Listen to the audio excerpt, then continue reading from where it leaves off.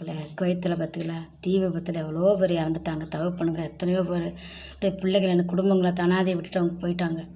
அவங்க என்ன நினச்சிட்டு போயிருப்பாங்க, நம்ம பிள்ளைகளுக்காக நம்ம நல்லா சம்பாதிக்கணும், நம்ம மனைவி பிள்ளைகள் நல்லா வச்சு பார்க்கணும் அப்படின்றதுக்காக தான் அங்கே போய் கஷ்டப்படுறாங்க மக்களே. அங்கே போனோன்னா அவங்களுக்கு எந்த ஒரு சந்தோஷமும் சுகமும் வந்துடாது.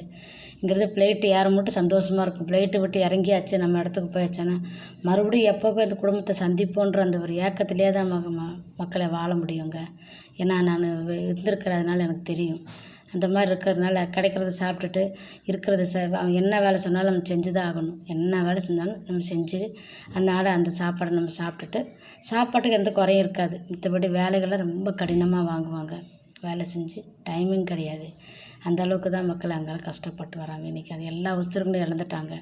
ஆனால் அந்த குடும்பங்களை என்ன நினச்சி அனுப்புனாங்களோ, என்ன நினச்சிட்டு இருந்தாங்களோ, இன்றைக்கி எல்லா இழப்புகளும் மிகவும் அந்த குடும்பத்துக்கு தான் மக்கள். அந்த குடும்பத்துக்கு ஒவ்வொரு இழப்புகள் நினைக்கும்போது மிகவும் நமக்கு அது நினச்சா ரொம்ப வேதனையாக இருக்குது மக்கள். அவங்க என்ன பாடுபட்டு எப்படி மறிச்சாங்களோ, எப்படி துடித்தாங்களோ ஆண்டவரே, நினைக்கும்போது நம்மளால் அதை தாங்கவே முடியல.